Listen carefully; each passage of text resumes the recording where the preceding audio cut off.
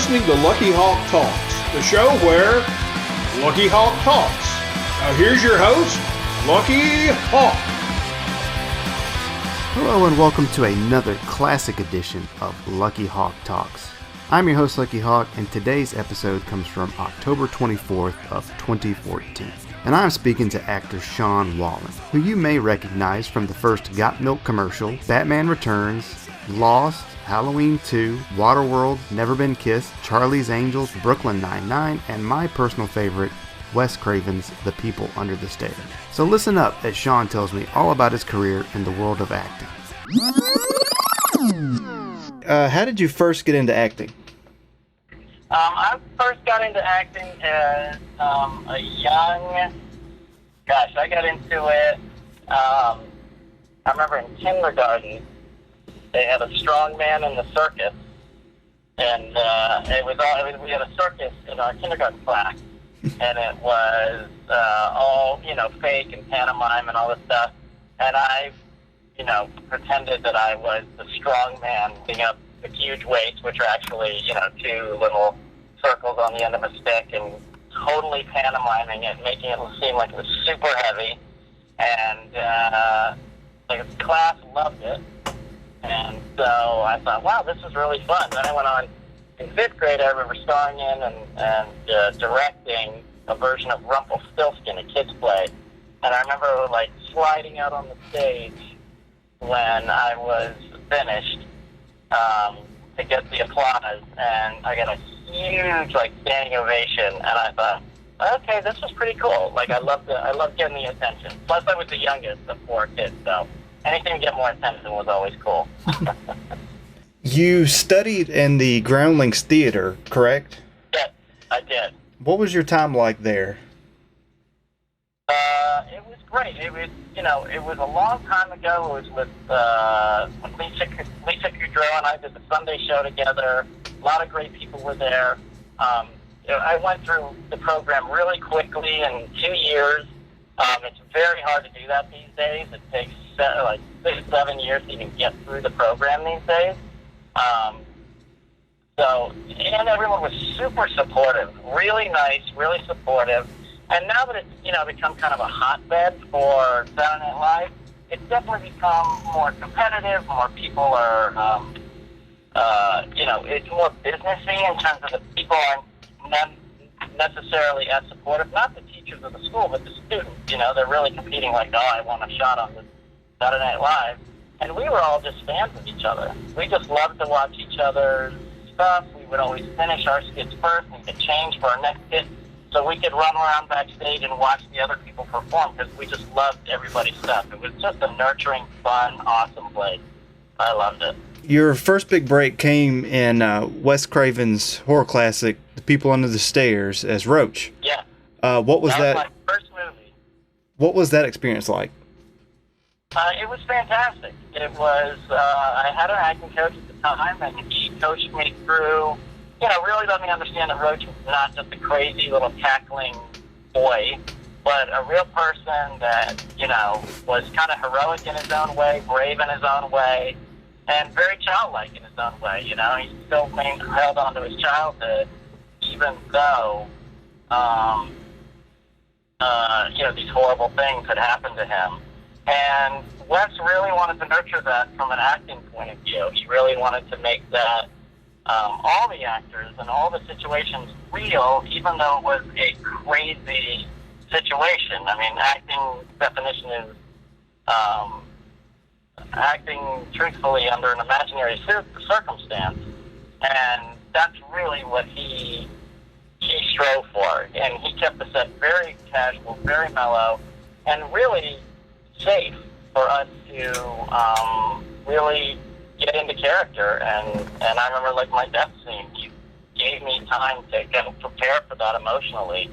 Held up the cameras and everything while I got prepared emotionally, because he wasn't just about shooting it and having it be finished and not of good quality. He wanted a good quality acting going on at the same time, even though it was a horror movie. I could imagine it was kind of challenging having to act without your tongue. Yeah. What? Yeah, I had to wear a prosthetic tongue. I put that in the rest of the shoot just so I would never talk again. And in fact, one time when they were shooting at me, I went, "Oh crap!" And Wes pulled me over and said, "You can't do that." And I said, "What did I do?" I didn't even know I said anything. He's like, "You can't talk." And I went, "Oops." So I requested that tongue be put in my mouth the whole time. This prosthetic tongue that really impeded my talking. So I could basically live the full experience without worrying about it. I could try to talk, but it wouldn't make any sense because my tongue was cut out, you know? So that was the solution. Well, Too hard to fake like I didn't have a tongue. It was easier just to make my tongue hard to talk with.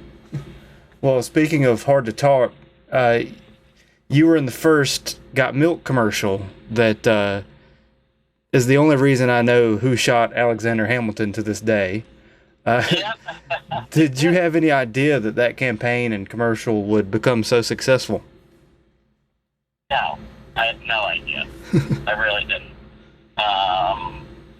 In fact, when I saw it, I thought, "Oh, this is nice. This is kind of funny, and you know, it's cute and kind of funny." And I remember looking at the videotape and thinking, "Oh, this is okay." And then within a week, they really turned it around. Like within a week after it first going on the air, I couldn't walk down the street without people stopping me, yelling "Aaron Burr" or "Got Milk" or anything. It's crazy. You appeared in Rob Zombie's Halloween 2, and he's known for being a pretty intimidating guy. What was it like working with him on that film? It was great. It's just he is so he's so well versed in film of all kinds. He's a film historian. He knows not only American classic cinema but European classic cinema, the great of all genres. He's just very astute at film, and so it was really fun. I consider myself a pretty good cinephile and can hold my own in conversations about the classics, and I really appreciated his knowledge and the fact that he really cared about filmmaking. So I remember us just sitting outside and talking about film, for hours. And he's really, really a nice guy. Very laid back. And Hatchet 3, your character Randy dies a horrible death by defibrillator. Yes. Your characters seem to die a lot in your films. I laid to rest. Laid to rest, I almost, made it. Towards the very end, I didn't make it. But, that's kind of, because I always played kind of a nice guy or the funny guy, and those guys never make it. Nice guys finish last. Especially in a horror film. Do you have a favorite death scene of yours? One of my favorites has to be Lost. TV show Lost. I got a flaming arrow into my chest, which I thought was really funny, and I kept on. I was complaining. I was a guy on the island, and then my character name was Froger, and I was yelling, "We need fire! We have to have fire!" And all of a sudden, a flaming arrow came in my chest. That was pretty funny. Because we had lost all of our supplies and all of, matches and everything, and I was freaking out that we didn't have fire, and then a flaming arrow came in my chest, and we were under attack by flaming arrows. Lost is a show that still has viewers scratching their heads, like all these years later. As an actor on the show, did you get a clearer picture of the story? Well, I actually was a fan of the show. Like, I watched the show. It was amazing, because I watched the end of one season, and 6 weeks later, they were recreating the end of the last season at the beginning of the 5th season. So, I got a clear picture of the story. I understood. A lot of people didn't understand the ending, but I actually did. Like, people said, they were all dead the whole time. That's not what happened.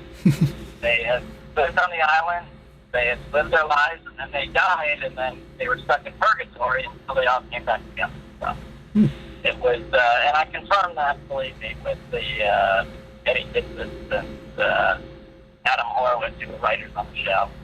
But, people who just said, I knew they were always dead, that wasn't true. It's just that people didn't get the answers that they wanted for the show.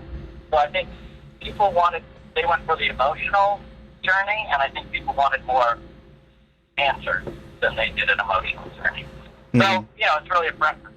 That show, really, you either loved it or you hated it. Mm-hmm. The ending. You have a very distinct look, and it seems like you've... That's a nice way to put it. It seems like I've seen you in hundreds of, roles of films and televisions, from Batman Returns to Lost, What do you get recognized for the most? It's really nice now that I used to always get the milk commercial for years, maybe like 10 years, even though I had done a lot of other things. And now, and I remember saying to myself, I don't want to just be the milk guy my whole life. I don't want to be that guy forever. I want to be, someone who has, people know me from a bunch of different things, and luckily at this point in my life, that has happened. Depending on who you are, because I did soap operas, so older women know me. I've done Disney shows, so, it was a few years ago, so young teens and kids know me from Disney Channel and Nickelodeon shows. Certain horror fans know me from People Under the Stairs and a couple of the horror films. Young women know me from Never Been Kissed, and music people know me from That Thing You Do. I mean, it's nice. I luckily now people will say, I know you from somewhere. What have you been in? And when I say Twister, they immediately jump on there. But it's nice. They don't just say, oh, you're the guy in that milk commercial anymore. So I feel like my goal has been achieved. What current projects do you have coming out? I have a horror movie coming out called Veliska. You'll have to see if I live. And Veliska, and another one called Divine Tragedies, directed by Jose Prendes, and Veliska is directed by Tony B of Black Box Television. And then I am going to be in a fall TV show that they're very secretive about, so on NBC. So when I live to even talk about it, but I'll be guest starring on that. So. Okay. So when I can talk about the fall NBC show, I will. Okay. But you can always follow what I'm doing on Facebook. That guy Sean Whalen. And you just like that page, and you can even message me there. I'm also doing acting workshops. I teach people acting on Skype. You can learn all about that stuff online as well. So I'm an acting teacher and coach as well in LA, as all over the country. I have students in Florida, Nashville, Pennsylvania, a lot of different places. There you have it, folks. Sean Whalen. He's still out there acting, doing voice work and commercial work and even film. If you enjoyed this interview, please let me know in the comments. Please like, share, all that good stuff. And if you want more interviews from me, please visit my authors page at amazon.com/author/luckyhawk. You'll have access to every interview I've ever done in written format. It's free if you have Kindle Unlimited, and if not, it's only 99 cents per volume. But for now, that's enough from me. I'm Lucky Hawk. This has been Lucky Hawk Talks. I'll talk to you later.